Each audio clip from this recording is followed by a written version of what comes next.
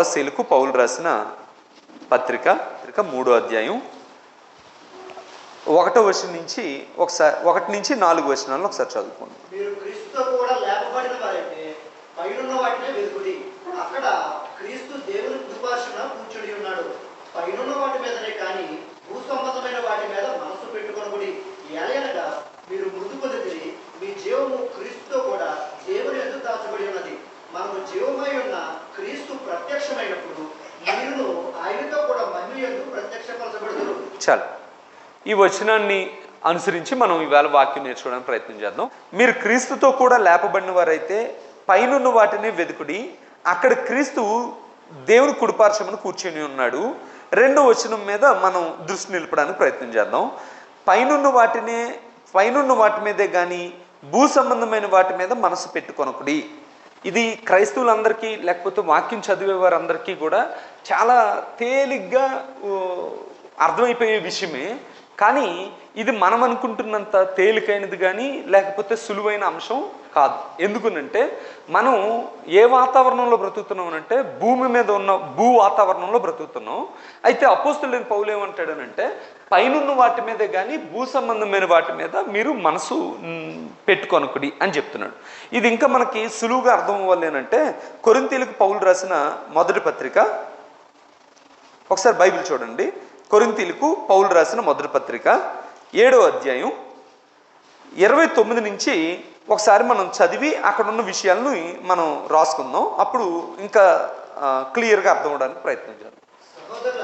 సహోదరులారా, నేను చెప్పినది ఏమనగా అంటే ఎందుకు భూ సంబంధమైన విషయాల మీద మనసు పెట్టుకోకండి, పైనున్న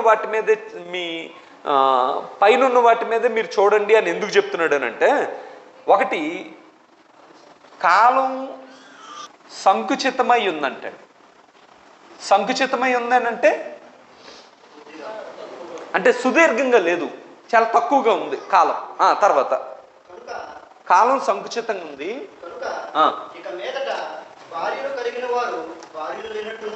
ఇది కొంచెం అంటే ఇప్పుడు మనం రాసుకునే విషయాలు కొంచెం ఇబ్బందిగా ఉంటాయి. ఒకసారి చూద్దాం. అంటే కాలం సంకుచితమై ఉంది కాబట్టి మనల్ని భూ సంబంధమైన విషయాల మీద మనసు పెట్టుకోవద్దు అని అంటున్నాడు. దాన్ని వివరించుకోవడం కోసం మనం ఏం చదువుతున్నాం అంటే, భార్యలు కలిగిన వారు భార్యలు లేనట్టు, ఏడ్చువారు ఏడవనట్టు,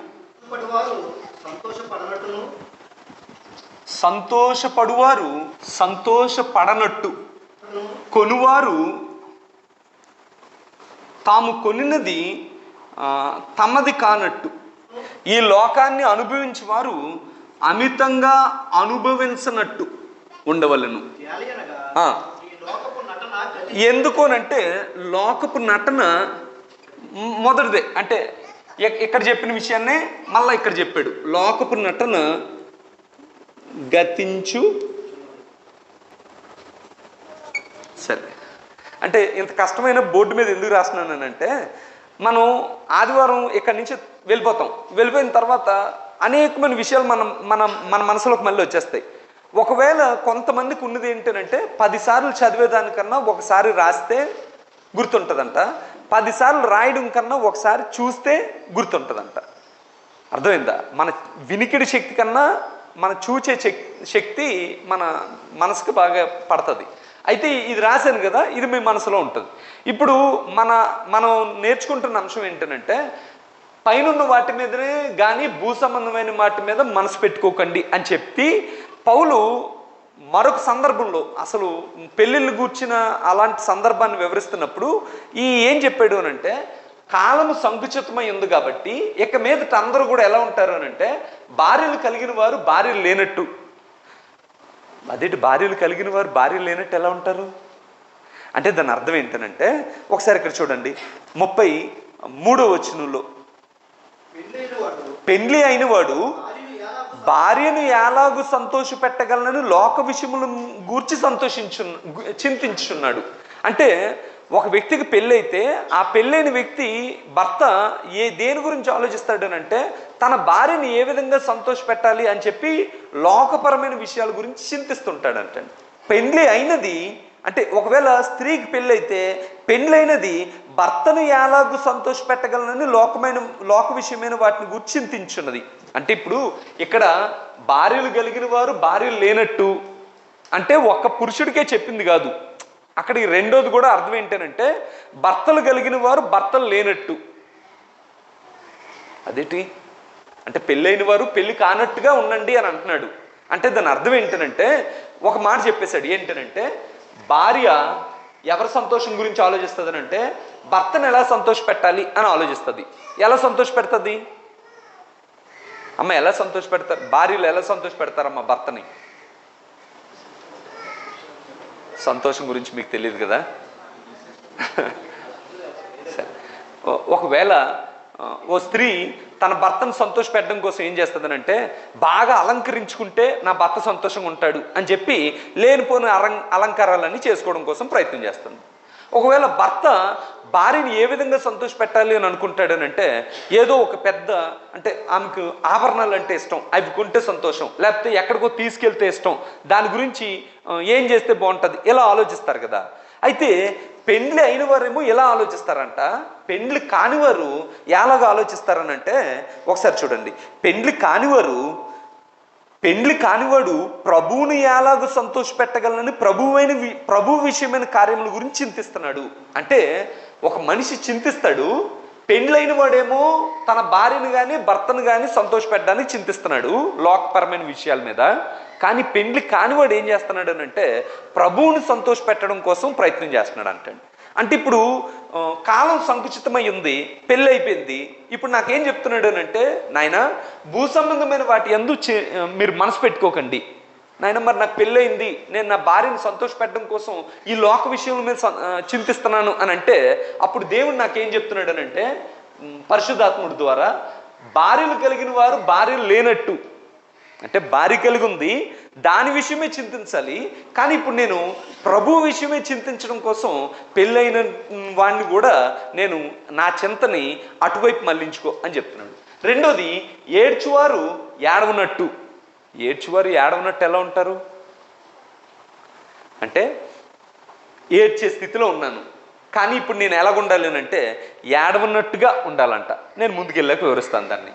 సంతోషపడువారు సంతోషపడనట్టు, కొనువారు కొన్నది కూడా నాది కాదు అన్నట్టు, తర్వాత లోకమును పూర్తిగా అనుభవించే స్థితిలో ఉన్నప్పటికీ కూడా అనుభవింపనట్టు ఉండండి అని చెప్తున్నాడు అంట.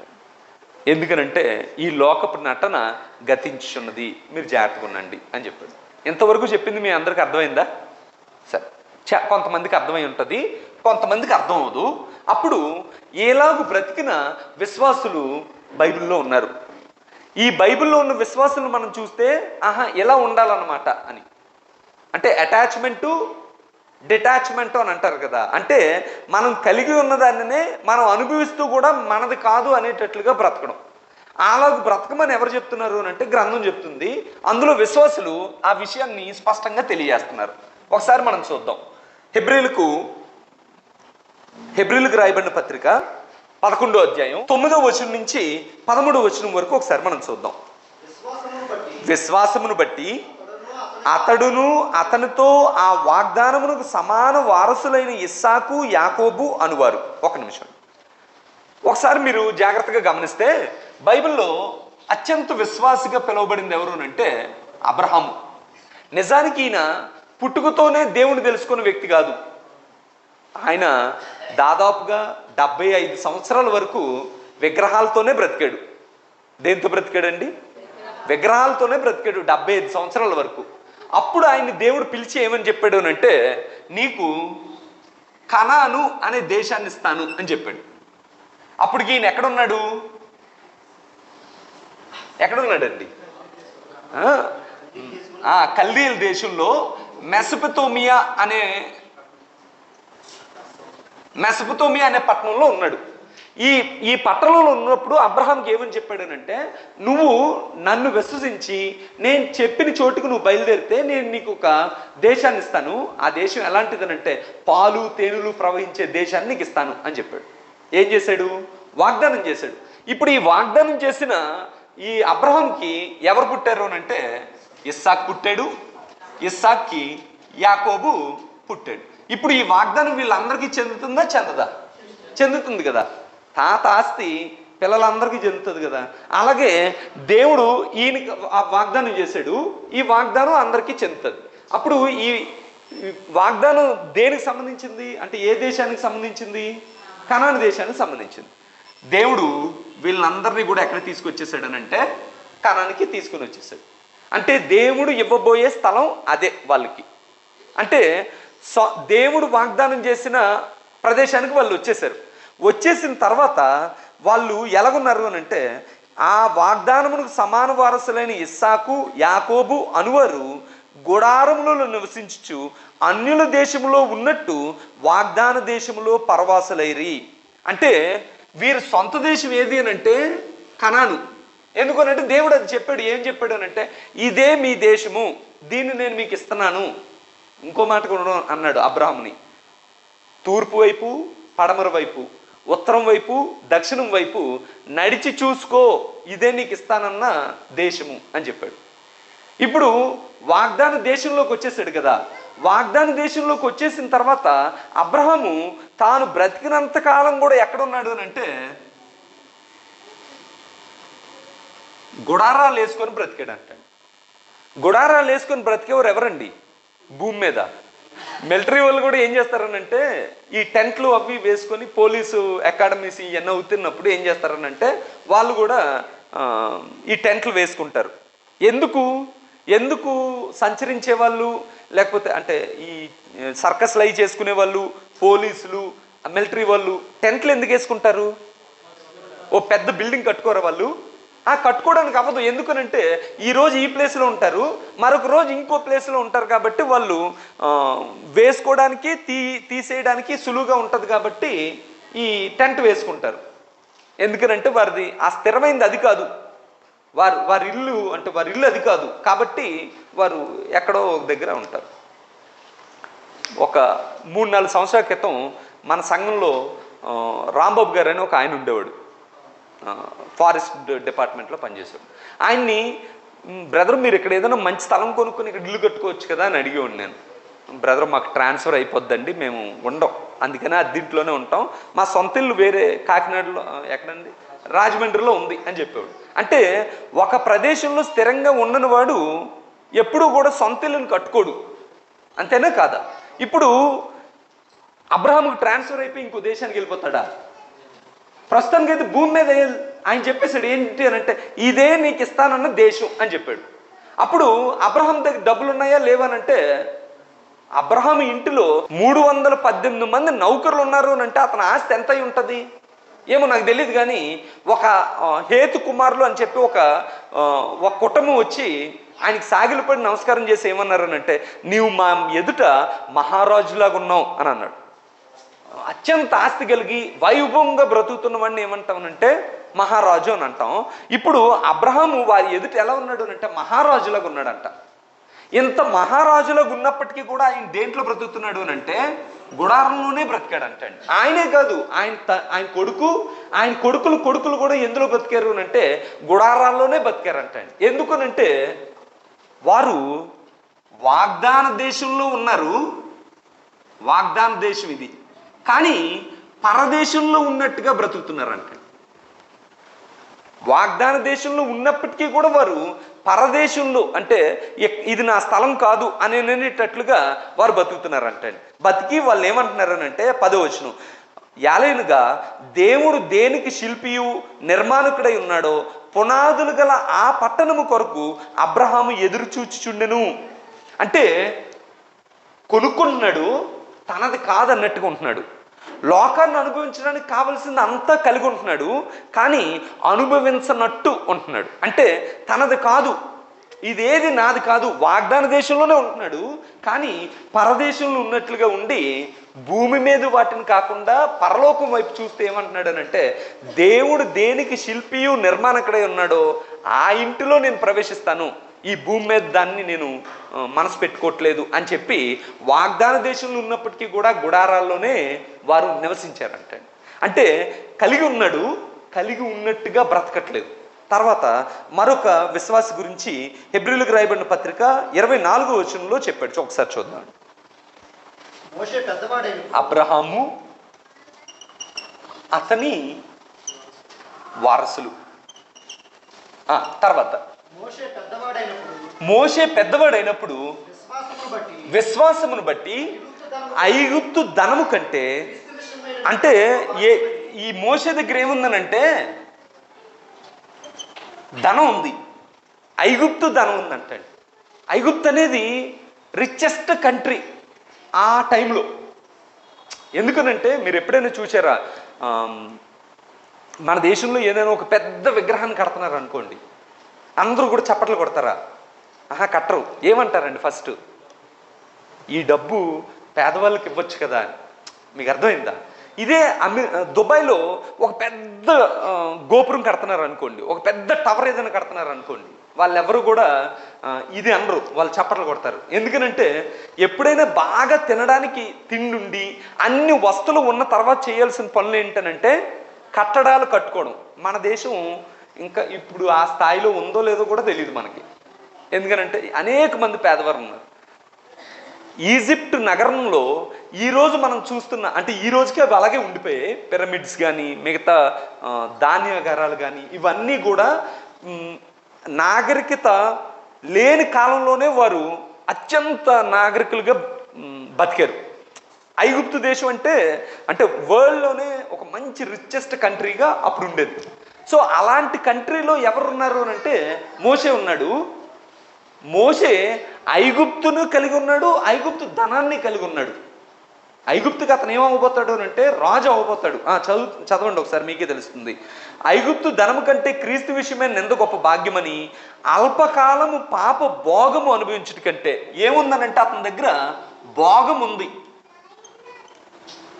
భోగాన్ని అనుభవిస్తున్నాం అని అంటాం కదా, భోగం ఉంది ఆయన దగ్గర. తర్వాత శ్రమ అనుభవించటం మేలని యోచించి ఫరో కుమార్తె యొక్క కుమారుడు అనిపించుకొనుటకు ఒప్పుకొనలేదు. అంటే ఫరో కుమార్తె కుమారుడు. ఇంకో మాటలో రాసుకోవాలేనంటే రాజు కావడానికి ఒప్పుకోలేదంట. అంటే మోషే దగ్గర ఏముందనంటే ధనం ఉంది, భోగం ఉంది, రాజు అయ్యే అవకాశం ఉంది. వీటేటిని కూడా ఆయన అంగీకరించలేదంటండి, ఒప్పుకోలేదంటండి. అవి అవ్వడానికి, అవి కలిగి అనుభవించడానికి ఒప్పుకోలే. ఇప్పుడు డబ్బు అంటే నాకు చాలా చిరాకండి అని అన్నాం అనుకో, ఇంతకీ నీ బ్యాంకులో ఎంత ఉంది అని అంటే మన దగ్గర ఏమి ఉండదు. అప్పుడు చిరాకన్నం అది పెద్ద విషయం కాదు, ఎందుకనంటే ఏమీ లేదు కాబట్టి. కానీ మోషే దగ్గర ఏముందనంటే ధనం ఉంది, అనుభవించడానికి కావలసినంత భోగం ఉంది, కావాలని అనుకుంటే అవ్వడానికి కావలసిన పదవి ఉంది, రాజు అవ్వడానికి అవకాశం ఉంది. అలాంటి సమయంలో కూడా ఒప్పుకోకుండా ఏం చేశాడు అంటే ఏలైనగా అతడు ప్రతిఫలంగా కలగబో బహుమానం యందు దృష్టి ఉంచెను. అంటే వీరు కలిగి ఉన్నప్పటికీ కూడా వీరి దృష్టి ఎక్కడుందనంటే వారు కలిగి ఉన్న వాటి మీద లేదు, ఏదో పొందబోయే బహుమానం ఏదో దాని మీద దృష్టి ఉందంట. అందుకని ఏమని అన్నాడనంటే నేను ఫరో యొక్క కుమార్తె యొక్క కుమారుని అనిపించుకోవడానికి ఇష్టపడట్లేదు అని చెప్పాడు. ఎవరైనా అని ఉంటారా? అంటే నువ్వు ఒకవేళ ఇది ఇప్పుడు ఇలాగంటే నువ్వేమేమి కోల్పోతావు అనేది ఏమైనా చెప్పుండి ఉంటారు ఎవరైనా? చెప్తారు కదా. ఇప్పుడు కానీ నువ్వు ఈ మాట అంటే నువ్వేమవుతావు? ఐగుప్తులో నుంచి నిన్ను పంపించేస్తారు, ఇంతకు ముందున్న డబ్బు నీ దగ్గర ఉండదు, ఇంతకు ముందున్న వస్తువులు నీ దగ్గర ఉండవు, నువ్వేమైపోతావు? బానిసలతో కలిసిపోతావు. ఇప్పుడు చెప్పు అని అన్నాడు అనుకోండి. ఏమన్నాడండి మోషే? దానికి ఒప్పుకోలేదంటండి. అంటే ఫరో కుమార్తె యొక్క కుమారుడని పిలిపించుకోవడానికి కూడా ఒప్పుకోలేదంటండి. ఒప్పుకోకుండా ఏం చేశాడు అంటే ప్రతిఫలముగా కలగబో బహుమానం యందు దృష్టించి వెళ్ళిపోయాడంటండి అక్కడి నుంచి. వెళ్ళిపోయిన తర్వాత ఇంత రాజు కాస్త దేవుడు ఇంతకన్నా పెద్దదాన్ని ఏమని ఇచ్చాడా? అంటే భౌతికంగా అయితే రాజులాగా ఉండవలసిన వాడు కాస్త ఇప్పుడు ఎక్కడ ఉన్నాడు అంటే కొండల్లోకి వెళ్ళిపోయి గొర్రెలు కాచుకుంటున్న స్థలంలోకి వెళ్ళిపోయాడంట. గొర్రెలు కాచుకునేవాడు అందంగా ఉండడు, రాజులాగా ఉండడు. ఎలా ఉంటాడు అని అంటే అసలు వేసుకోవడానికి సరైన బట్టలు, మంచి బట్టలు కూడా ఉండవు. అలాంటి స్థితిలో ఉంటారు. అంటే అలాంటి మంచి బట్టలతో చేయడానికి అవ్వదు, మురికి బట్టలతో నివసించాలి. అలాంటి జీవితాన్ని కోరుకున్నాడు. ఎందుకనంటే ఆయన ఈ తనకు కలిగి ఉన్నదాన్ని కాకుండా దేన్ని చూస్తున్నాడు అని అంటే ప్రతిఫలంగా కలగబోయే దేన్నో చూస్తున్నాడు అంటే. హెబ్రీలకు రాయబడిన పత్రిక 5వ అధ్యాయం 7-8 వచనాలను ఒకసారి మనం చూద్దాం. శరీరధారి అయి ఉన్న దినములలో అంటే ఎవరు ఇంతకీ? యేసుక్రీస్తు వారు శరీరధారి అయి ఉన్నాడు అంటండి. అనేక మంది ఏమంటారనంటే యేసుక్రీస్తు శరీరధారి అయి ఉన్నప్పుడే యేసుక్రీస్తు, అంతకుముందు ఆయన ఉనికి అనేది లేదు అని అంటారు. అలా లేదండి. యేసుక్రీస్తు శరీరధారిగా ఉన్నప్పుడే అతను ఉనికి కాదు, శరీరధారిగా లేనప్పుడు కూడా ఆయన ఉనికిని కలిగి ఉన్నాడు. దానికి ఆధారం ఏంటి? యేసుక్రీస్తు వారు ఒక మాట అన్నారు, ఏంటనంటే మీ తండ్రి అయిన అబ్రహాము నా దినాన్ని చూడాలనుకున్నాడు అని అన్నాడు. అప్పుడు యేసుక్రీస్తుకి ఎంత వయసు? అప్పుడు ఎంత వయసు అనేది స్పెసిఫిక్గా లేదు, కానీ యూదులు ఒక మాట అన్నారు, ఏంటనంటే నీకు ఇంకా 50 సంవత్సరాలైనా లేవు, మన మూల పురుషుడైన అబ్రహామును నువ్వు చూసావా? అయినప్పటికీ కూడా ఇప్పుడు యేసుక్రీస్తు ఏమంటున్నాడనంటే మీ తండ్రి అయిన అబ్రహాము పుట్టక మునిపే నేను ఉన్నాను అని చెప్పాడు. అంటే ఆయన ఉన్నాడా లేదా? దేవుడి యొక్క ఆలోచనలో ఉన్నాడా, లేకపోతే ఆయన ఉనికిలో ఉన్నాడా? ఉనికిలో ఉన్నాడు. తర్వాత ఫిలిప్పీలకు రాసిన పత్రికలో కూడా ఒక మాటను మనం చూద్దాం. ఫిలిప్పీలకు పౌలు రాసిన పత్రిక 2వ అధ్యాయం 5వ వచనం ఒకసారి నుంచి మనం చూద్దాం. క్రీస్తు యేసును కలిగిన ఈ మనసును మీరు కలిగి ఉండి ఆయన దేవుని స్వరూపము కలిగిన వాడై ఉండి దేవునితో సమానముగా ఉండుట విడిచిపెట్టకూడని భాగ్యమని ఎంచుకొనలేదు. అంటే ఆయన అబ్రహాం పుట్టకమునుపు ఉన్నాడు, భూమి పుట్టకమునుపు ఉన్నాడు. ఈ పుట్టకమునుపు ఉండి ఎలాగున్నాడు అని అంటే దేవుని స్వరూపం కలిగి ఉండి దేవునితో సమానమైన స్థితిలో ఉన్నాడు అంటాడు. ఏ స్థితిలో ఉన్నాడు ఆయన? దేవునితో సమాన స్థితి. ఎవరైనా చెప్పండి, దేవుడి స్థితి ఏంటండి? అంటే దేవుడితో సమానమైన స్థితి. దేవుని స్థితి ఏంటండి ఇంతకీ? కీర్తనల గ్రంథం 123వ కీర్తన 1వ వచనం. ఆకాశమందు ఆసీనుడైన వాడా నీ తట్టు నా కన్నులెత్తుచున్నాను. చాలండి. ఇప్పుడు దేవుడు ఎక్కడున్నాడంటండి? ఆకాశమందు ఆసీనుడై ఉన్నాడంటండి. అది ఎక్కడో నాకు తెలీదు, కానీ గ్రంథకర్త లేకపోతే ఈ పరిశుద్ధాత్ముడు చేత రాయబడిన ఈ గ్రంథంలో ఏమని రాయబడింది అంటే ఆకాశమందు ఆయన సింహాసనం వేసుకుని ఉన్నాడు అంటాడు.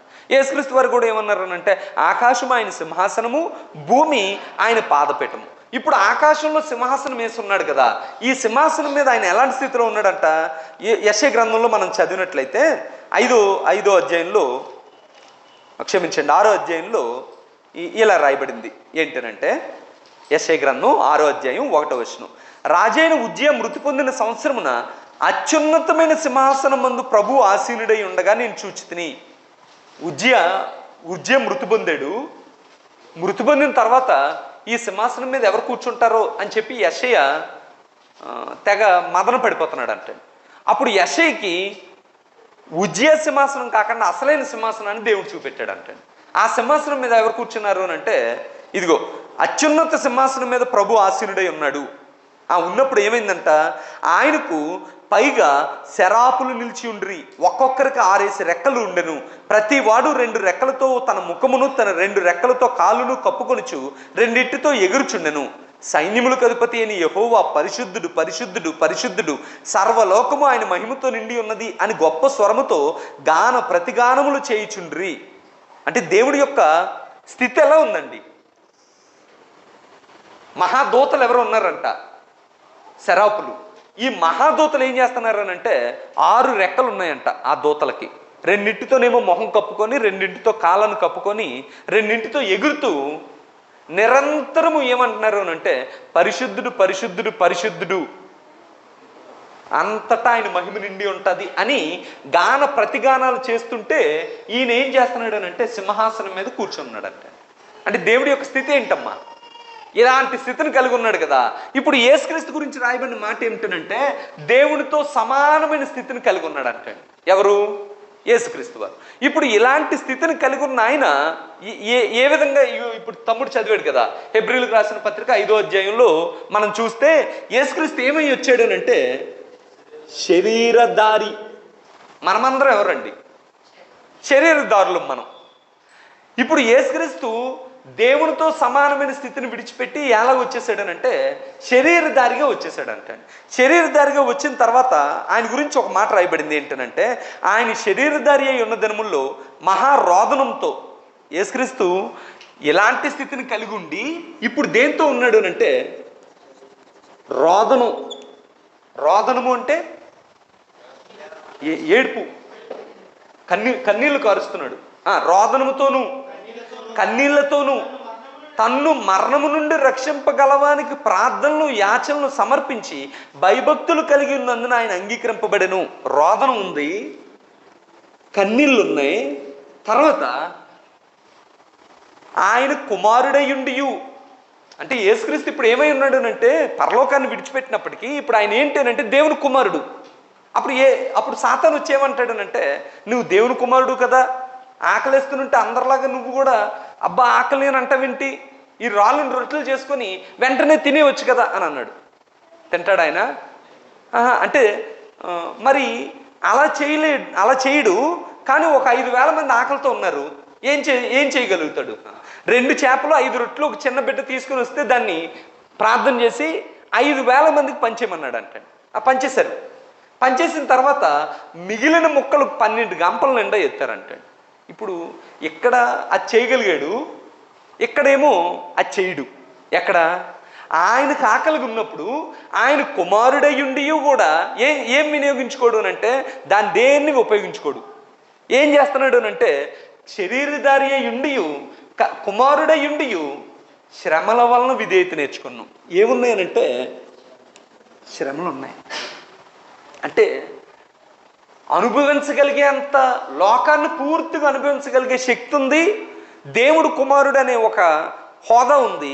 అయినప్పటికీ అనుభవింపనట్టు, సంతోషపడువారు సంతోషపడనట్టు. బాగా సంతోషం ఎప్పుడు ఉంటుంది? లోకరాసిన సువార్తలో మనకు ఒక మాట రాయబడి ఉంటుంది 12వ అధ్యాయంలో. ఏంటనంటే ఓ ధనవంతుడు ఉన్నాడంట. ఎలాంటి ధనవంతుడు? 16వ అధ్యాయంలో అయితే ఇంకా మంచి మాట రాయబడింది. ఏంటనంటే ఓదా రంగు బట్టలు వేసుకొని ప్రతిరోజు సుఖపడుతున్నాడు ఒకడు ఉన్నాడంట. అంటే ప్రతిరోజు సుఖపడడం. ఇప్పుడు అలాంటి వాడు ఎలాగుండాలని పౌలు చెప్తున్నాడు అంటే సంతోషపడువారు సంతోషపడనట్టు. సంతోషపడే అంత డబ్బు ఉంది, కానీ ఎలాగుండాలి అని అంటున్నాడు అంటే సంతోషపడలేనట్టు ఉండాలంట. ఏడ్చివారు ఉన్నారు. ప్రతిరోజు లాజరు ఇంటి వాకిట్లో పడి ఎలాగున్నాడనంటే కురుపులతోనూ కుక్కలు వచ్చి నాకుతుంటే ఇబ్బంది పడే అలాంటి స్థితిలో ఉన్నాడు. వీడి స్థితి ఏంటంటే రోజు ఆకాశం వైపు చూచి దేవా ఎందుకు నాకు బతికి ఇచ్చావు, ఇలాంటి బతికి ఎందుకు ఇచ్చావు అని ఏడుస్తుండాలి. కానీ వీడు ఏడవనట్టు బ్రతకాలంటాడు. అదేంటి? అది ఎలాగవుద్ది? అది భూమి మీద వాటి మీద మనసు ఉంచకపోతేనే ఉంటుంది.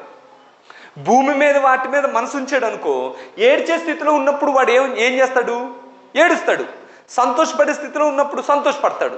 ఎప్పుడైతే నువ్వు భూ సంబంధమైన వాటి మీద కాకుండా పరలోక సంబంధమైన వాటి మీద ఉన్నావు అనుకో, ఇప్పుడు ఏడ్చేవాడు పరలోకాన్ని చూసి ఏం చేస్తాడు? ఈ ఏడుపు కొన్ని రోజులే, నాకు ఈ స్థితి దాటిన తర్వాత కొంచెం మంచి స్థితి వస్తుంది. నవ్వుతుందా? నవ్వడా? అంటే భౌతికంగా హిహి అని నవ్వడం అనేది కాదు, కానీ ఆ విషయం అర్థమైనప్పుడు ఈ స్థితి దాటిన తర్వాత నాకు పరలోక రాజ్యం, సంతోషపడతాడు. ఇప్పుడు సంతోషపడే ఒక స్థితి కలిగినోడు ఉన్నాడు భూమి మీద, బాగా డబ్బులు ఉన్నాయి. వీడేం చేస్తాడు? యాకోబు ఏమంటాడనంటే, యాకోబు రాసిన పత్రిక 1వ అధ్యాయం, యాకోబు రాసిన పత్రిక 1వ అధ్యాయం 9వ వచనం ఒకసారి చూడండి. దీనుడైన సహోదరుడు తన కలిగిన ఉన్నత దశయందు అతిశయింపాలని. అవి ఒకసారి మీరు నాకు జాగ్రత్త చూడండి. దీనుడైన సహోదరుడు అంటే ఇందులో ఎవరండి? ఏడ్చేవాడు. అది దీనుడైన సహోదరుడు అంటే అర్థం ఏంటంటే తినడానికి తిండి చాలినంత లేదు, కొనడానికి కావలసినంత డబ్బులు చాలినంత లేవు, ఇలా ఇబ్బంది పడుతూ ఉన్నాడు, ఏడ్చే స్థితిలో ఉన్నాడు. ఇప్పుడు ఈ దీనుడైన సహోదరుడు ఏం చేయాలంట? తనకు కలిగిన ఉన్నత దశ యందు అతిశయింపాలి. వీడికి ఉన్నత దశ ఎక్కడుంది? పేదవాడికి భూమి మీద అయితే లేదు, కానీ ఎక్కడుంది? ఒక్కసారి పైనున్న వాటి దగ్గర చూస్తే కలగబోయే బహుమానం ఒకటి కనబడుతుంటుంది. అప్పుడు ఏం చేస్తాడనంటే అతిశయపడతాడు. తర్వాత రెండో లైన్లో ధనవంతుడైన సహోదరుడు, ఇక్కడ ధనవంతుడు ఎక్కడున్నాడు? ఇగో సంతోషపడువాడు, ఎల్లప్పుడూ సంతోషపడుతుంటాడు కదా. ఈ ధనవంతుడైన సహోదరుడు తనకు కలిగిన దేనదశ యందు అతిశయింపాలి. వీడికి దేనదశ ఎక్కడ ఉంటుంది? భూమి మీద అయితే ఉండదు. భూమి మీద ఎప్పుడు కూడా వాడు కారు రాగానే ఒక డోర్ తీసే స్థితిలోనే ఉంటాడు వాడు. కానీ ఈ ధనవంతుడు ఈ పైన ఉన్న వాటి మీద చూశాడు అనుకోండి, వాడికి కలిగిన దేనదశ కనబడుతుంది అంటాడు. అంటే ఈ దశలో ఉన్నవాడు వెళ్ళడు, ఇగో ఈ దశలో ఉన్నోడే వెళ్తాడు. ఒక యవనస్తుడు యేసుక్రీస్తు దగ్గరికి పరిగెత్తుకొని వచ్చి పరలోక రాజ్యంలో ప్రవేశించాలంటే నేనేం చేయాలి అని అన్నప్పుడు, నీ ఆస్తి అమ్మి బేదలకు ఇచ్చేసి నువ్వు నన్ను వచ్చి వెంబడించాను అన్నాడు. ఆస్తి ఇచ్చేస్తే నేను పరలోక రాజ్యంలో ఎలా ప్రవేశిస్తానంటే, యేసుక్రీస్తు కిందన ఒంటే అయినా సూది బెజ్జంలో దూరుతుంది కానీ ధనవంతుడు పరలోక రాజ్యంలో ప్రవేశించడు అని అన్నాడు. మీకు అర్థమైందా? అప్పుడు ఉన్నతమైన దశలో ఉన్నాడా, దేనమైన దశలో ఉన్నాడా? పరలోక రాజ్యం నేను వెళ్ళనంట, అది నాకు ఏడ్చే విషయం. అంటే ఇప్పుడు సంతోషపడేవాడు ఏడ్చే స్థితికి వస్తేనే కానీ పరలోక రాజ్యం రాదు అని చెప్తున్నాడు. అర్థమైందా? అర్థం లేదా? అప్పుడు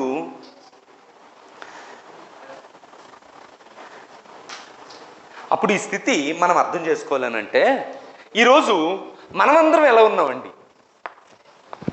అంటే మనమందరం ఎలా ఉన్నాం? అబ్రహాం ఎలా ఉన్నాడు? ఇస్సాక్ ఎలా ఉన్నాడు? యేసుక్రీస్తు వారు ఎలా ఉన్నారు? జస్ట్ మనం తెలిసి నేర్చుకోవడం కోసమే కానీ మనం ఎలా ఉన్నాం అనే విషయాన్ని మనం తెలుసుకోవాలి. ఎందుకనంటే మనం అందరం కూడా ఎక్కడికి ప్రవేశించాలనుకుంటున్నాం? పరలోక రాజ్యంలో ప్రవేశించాలనుకుంటున్నాం, అంతేనా? అందుకే కదా 60 సంవత్సరాలు బతికిన వాడు విగ్రహాలను విడిచిపెట్టి యేసుక్రీస్తుని నమ్ముకుంటాడు. దేనికోసం? మీ మతంలో కడగడం కోసమా? కాదు, వాడికి పరలోక రాజ్యం కావాలి. వాడు భూమి మీద తన పాపాన్ని కడుక్కోవాలి. అందుకోసం ఏం చేస్తున్నాడు అని అంటే యేసుక్రీస్తు దగ్గరికి వస్తున్నాడు. అందరం కూడా అలాగే వచ్చిన వాళ్ళమే కదా. ఇప్పుడు అడుగుతున్న ప్రశ్న ఏంటనంటే, మీరు పరలోక రాజ్యంలో ప్రవేశించాలనంటే ఏం చేయాలి? లేకపోతే నేను పరలోక రాజ్యంలో ప్రవేశించాలంటే ఏం చేయాలి? ఏం చేయాలండి? మనందరం కూడా మన లైఫ్ స్టైల్ని మార్చుకోవాలంట. లైఫ్ స్టైల్ని మార్చుకోవాలండి. సాధారణంగా మనం ఏమనుకుంటామంటే, ఈ లోకంలో మనం బ్రతుకుతున్నప్పుడు ఏ పాపం చేయకుండా బ్రతికితే సరిపోద్ది అని అనుకుంటాం. కానీ పాపం చేయకుండా బ్రతకడం అనేది ఒకటే కాదంటండి. ఇంకా లైఫ్ స్టైల్ని మార్చుకునే విషయాలు ఈ ఈ క్రైస్తవ్యం కోరుతుంది. ఆ క్రైస్తవ్యం ఏం కోరుతుందో ఒకసారి మనం చూడడానికి ప్రయత్నం చేద్దాం. అపోస్తలుడైన పౌలు ఫిలిప్పీలకు రాసిన పత్రిక 4వ అధ్యాయం 11వ వచనం, నాకు కొదువు కలిగినందున నేను ఇలాగ చెప్పట్లేదు అని చెప్పి ఆయన లైఫ్ స్టైల్ని చెప్తున్నాడండి. ఏమని చెప్తున్నాడు అని అంటే, నేనే స్థితిలో ఉన్నను ఆ స్థితిలోనే సంతృప్త కలిగి నేర్చుకొని ఉన్నాను. అంటే ఏ స్థితి కలిగిన వాడు పరలోక రాజ్యంలో ప్రవేశిస్తాడనంటే, ఏ స్థితిలో ఉన్నానో ఆ స్థితిలోనే సంతృప్తి కలిగి ఉండడం నేర్చుకున్నాడంట. అదేంటి? మనం క్రైస్తవుడు అయిన తర్వాత ప్రతి ఆదివారం చర్చికి వస్తే సరిపోద్దని చెప్పాడు, కానీ నువ్వేంటి ఇలాంటివి చెప్తున్నావు అని అంటే, అది ఉంది బైబిల్లో. ఏం చెప్తున్నాడు అని అంటే, పౌలు ఓ మాట చెప్తున్నాడు. ఏం చెప్తున్నాడు అని అంటే, ఏ స్థితిలో ఉన్నానో సంతృప్తి కలిగి ఉండడం నేర్చుకున్నాడు అంటే. భూమి మీద అన్ని శ్రమలకి కారణం ఏం చెప్పాడండి? ధనం కాదు. ధనం ఎందుకు కారణం అవుతుంది? ఒకసారి ఆలోచించు బాగా నువ్వే. ఏది దుఃఖానికి కారణం? కోరికలు. ఎస్, కోరికలు కూడా కాదు, దురాశ. అంటే కోరిక లేకపోతే అసలు ప్రపంచం ముందుకెళ్ళదు, కానీ దురాశ ఉండకూడదు. ఇప్పుడు ఈ పౌలు చెప్తున్న మాట ఏంటంటే, నేను ఏ స్థితిలో ఉన్నానో ఆ స్థితిలో సంతృప్తి కలిగి ఉండడం నేర్చుకున్నాడు అంటే. తర్వాత ఏం చెప్తున్నాడు అంటే, ప్రతి విషయంలోనూ అన్ని కార్యముల్లోనూ ఆ కడుపు నిండి ఉండుటకును ఆకలి కొని ఉండుటకును సమృద్ధి కలిగి ఉండుటకును లేమిలో కలిగి ఉండుటకును నేర్చుకొని ఉన్నాను. ఏం చెప్తున్నాడు అంటే, దేన స్థితి తెలుసు ఆయనకి, ఉన్నతమైన స్థితి తెలుసు. అప్పుడు ఉన్నతమైన స్థితిలో ఉన్నప్పుడు ఎలాగ ఆలోచిస్తాడు అని అంటే, నేను దీనంగా బ్రతకాలి అని ఆలోచిస్తాడు. దీనమైన స్థితిలో ఉన్నప్పుడు నేను ఏమని ఆలోచిస్తాడనంటే, నేను ఉన్నతమైన దాన్ని పొందుకోబోతున్నాను అని ఆలోచిస్తాడు. మీకు అర్థమైందా? అంటే క్రైస్తవ్యం ఫిలిప్పీలకు రాసిన పత్రికలో ఏముంటుందనంటే, ఆనందించుడి, మరలా చెప్తున్నాను ఆనందించుడి. ఏట ఆనందించమంటారండి? ఇన్ని నొప్పులు ఉన్నాయి, ఎన్ని ఇబ్బందులు ఉన్నాయి, ఎక్కడ ఆనందించమంటారు అని అంటారు కదా. ఒకసారి నిజంగా యేసుక్రీస్తు చెప్పినట్లుగా, లేకపోతే నిజమైన క్రైస్తవ్యంలో ఏముందండి? ఆనందం ఉంది. ఎక్కడుందనంటే ఇదిగో చెప్తున్నాడు చూడండి, దేన స్థితిలోనూ ఉండడం నాకు తెలుసు, ఉన్నతమైన స్థితిలో ఉండడం తెలుసు, ఏ స్థితిలో ఉన్నా కూడా సంతృప్తి కలిగి ఉండడం తెలుసు. అదేంటి అది ఎలాగవుద్ది అని అంటే, దేన స్థితి అంటే ఆకలితో ఉండడం, ఉన్నతమైన స్థితి అంటే కడుపు నిండి ఉండడం. కానీ కడుపు నిండి ఉన్నప్పుడు కూడా తాను ఏమో ఆలోచిస్తాడనంటే, రేపు పొద్దున్న నాకు ఆహారం లేకపోయినా కూడా నేను ఉండాలి అంటే నేను దేనమైన స్థితిలో ఉంటాను రేపు పొద్దున్న అని ఆలోచిస్తాడంట. దేనమైన స్థితిలో ఉన్నప్పుడు ఏమని ఆలోచిస్తాడనంటే, నాకు కలగబోయే ఉన్నతమైన దాన్ని దేవుడు ఉంచాడు, దాని గురించి ఆలోచిస్తాడంట. అంటే క్రైస్తవులు లగ్జీరియస్ లైఫ్ని కలిగి ఉండడం అనేది చేయొచ్చా చేయకూడదా? మనం ఈరోజు ఆలోచించాల్సింది ఏంటంటే, క్రైస్తవుల దగ్గర చాలా డబ్బులు ఉన్నాయి, డబ్బులు అసలు ఉండొచ్చా ఉండకూడదా? ఉండొచ్చా? పరలోక రాజ్యంలో ఎవరు ప్రవేశించరు? ధనవంతుడు ప్రవేశించడు. కానీ నేను ఇందాక చెప్పాను కదా, అబ్రహాం అని ఆయన ఉన్నాడు, ఎంత ఆస్తిని కలిగి ఉన్నాడు అంటండి. ఏమో ఎంత వేస్తే మనకు తెలియదు, కానీ ఒక స్కేల్ మాత్రం పెట్టాడు. ఏంటంటే 318 మంది అతని ఇంట్లో నౌకర్లు ఉన్నారంట. నాకు తెలిసి ఈరోజు అంబానీ ఒకరికి తప్ప అంతమంది నౌకర్లు ఎవరికి ఉండరేమో. అంబానీకి నౌకర్లు ఎంతమంది అంటే చాలామంది ఉన్నారంట. అంతటి ధనవంతులు లేడు ఇండియాలో. ఇప్పుడు అబ్రహాము ఆ రోజుల్లోనే ఎంతమందిని కలిగి ఉన్నాడనంటే 310 మందుగుడు ఇంట్లో పుట్టిన వారే నౌకర్లు ఉన్నారంట అండి. అంతటి ఆస్తి కలిగి ఉన్నాడు. పరలోక రాజ్యంలో ప్రవేశిస్తాడా ప్రవేశించడా? ధనం కలిగి ఉన్నాడు, కానీ ఏం కలిగి లేడు అని అంటే లగ్జీరియస్ లైఫ్ని కలిగి లేడు. మీకు అర్థమైందా? లగ్జీరియస్ లైఫ్ని కలిగి ఉన్నాడు అనుకోండి, ఏం ఆలోచిస్తాడనంటే ఈ ఊర్లో మన ఇల్లే టాప్గా ఉండేటట్లుగా కట్టుకోవాలి అని ఆలోచిస్తాడండి.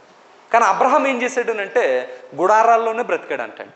ఎందుకునంటే లగ్జీరియస్ లైఫ్ని కలిగి ఉండడానికి ఇష్టపడలా. ఎందుకునంటే ఇది ఒకవేళ కలిగి ఉంటే నా పైనున్న చూపు ఒకవేళ కిందకు వచ్చేస్తుందేమో, భూ సంబంధమైన వాటి మీద మనసు పెట్టుకునే స్థితిలోకి వెళ్ళిపోతానేమో, కాబట్టి పైనున్న వాటి మీదనే నా దృష్టి నిలుపుతాను అని అనుకున్నాడు. లగ్జీరియస్ లైఫ్ కలిగి ఉండకూడదు ఒక క్రైస్తవుడు. స్త్రీలందరూ కూడా ఒకవేళ ఏం ప్రదర్శించాలని అనుకుంటారండి? ఒక ఫంక్షన్ అయినా లేకపోతే ఒకటి ఏదైనా ఏం ప్రదర్శించాలని అనుకుంటారు? చాలామంది ఒకవేళ కూతురు ఒకవేళ సాదాసీదాగా తయారైతే తల్లి ఒప్పుకోదు, ఆ తల్లి సాదాసీదాగా తయారైతే ఆవిడ తల్లి ఒప్పుకోదు. ఇలా వెళ్తే మనకేమీ లేదని అనుకుంటారు అని అంటారు కదా. కానీ వాక్యం ఏం చెప్తుందనంటే నువ్వు ఆ స్థితిలోనే ఉండాలి అని అంటుందండి. డబ్బులు సంపాదించొద్దని చెప్పట్లా. అబ్రహాంకు డబ్బులు ఉన్నాయి, కానీ ఆ డబ్బులు తన వెనకాతలు ఉన్నాయి తప్ప తను ఎప్పుడు కలిగి లేడు, అంటే తన జీవితంలో కలిగి లేడు. ఈరోజు మనకు ఉన్నది రూపాయి అయినా కూడా మనం ఏం చేస్తున్నాం అంటే 5 రూపాయలు ఆడంబరం చేయడానికి ప్రయత్నం చేస్తున్నాం కదా. ఇది భూమి మీదేమో ఈ ఫైనాన్స్ లెక్కలు వేసేవాడేమో తప్పు అని చెప్తాడు, కానీ అసలు ఫైనాన్స్ లెక్కలు కాదు. పరలోకం ఏం చెప్తుంది అంటే ఏలాగుంటే పరలోక రాజ్యం నీకు ఉండదు.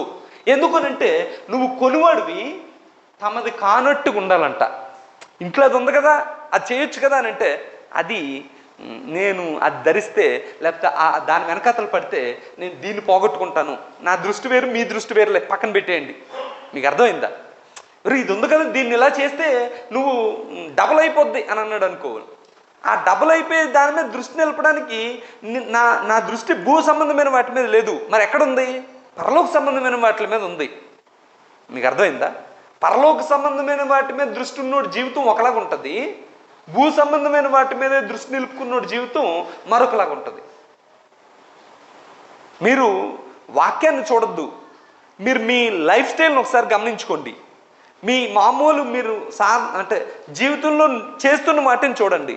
చూచి అప్పుడు పరలోక సంబంధమైన వాటి మీద నా దృష్టి ఉందా, భూ సంబంధమైన వాటి మీద నా దృష్టి ఉందా? మరలా చెప్తున్నాను, పరలోక సంబంధమైన వాటి మీద దృష్టి ఉండడం అంటే పని చేయకపోవడము, డబ్బులు సంపాదించకపోవడము, కుటుంబాన్ని పోషించకపోవడం కాదు.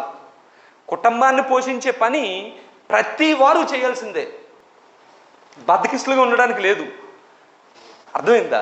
కాబట్టి ఇప్పుడు క్రైస్తవ స్త్రీ అయినా క్రైస్తవ పురుషుడైనా ఏం చేయాలనంటే ఉన్న వాటిలో సరిపెట్టుకొని, ఒకవేళ ఇంకా ఎక్కువ ఉన్నప్పటికీ కూడా మొట్టమొదటి ఏ స్థితిని కలిగి ఉన్నానో ఆ స్థితిలోనే నెమ్మదిగా కొనసాగడం ప్రయత్నం చేయాలి. అంటే అలాగని లేని బేదరికాన్ని నటించమని కాదు, ఉన్నదానితో సంతృప్తిగా బ్రతకడం అనేది ఎలాగో అలాగూ చేసి కార్యక్రమాన్ని ముగించాలి తప్ప మన ఆడంబరాలను ప్రదర్శించి మనం అన్ని జనులకి మాకు ఏ తేడా లేదు అని ప్రదర్శించే పని మనం చేయకూడదు.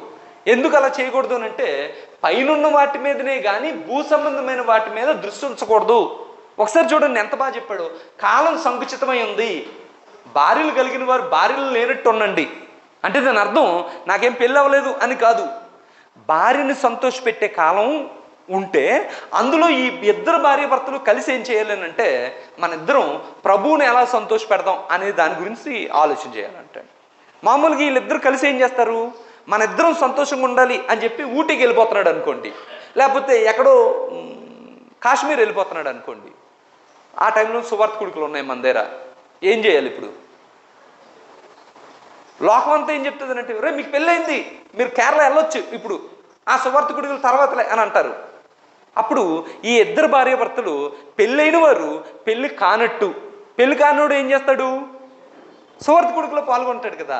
కాబట్టి మన ప్రోగ్రాం మనం తర్వాత ఏం చేసుకుందాం, ఇప్పుడు ముందు దేవుడి యొక్క కార్యక్రమంలో పాల్గొందాం. అప్పుడు ఇక్కడ ఉంటే అందరూ కూడా ఏమంటారు అని అంటే మీకు పెళ్ళయిందా అసలు లేదురా అని అంటారు కదా. అంటే పెళ్ళి కాని వారు ఏం చేస్తారనంటే ప్రభువుని సంతోషపెడతారు కదా. అలాగూ భార్యలు కలిగిన వారు లేనట్టు, తర్వాత ఏడ్చువాడు ఏడవనట్టు.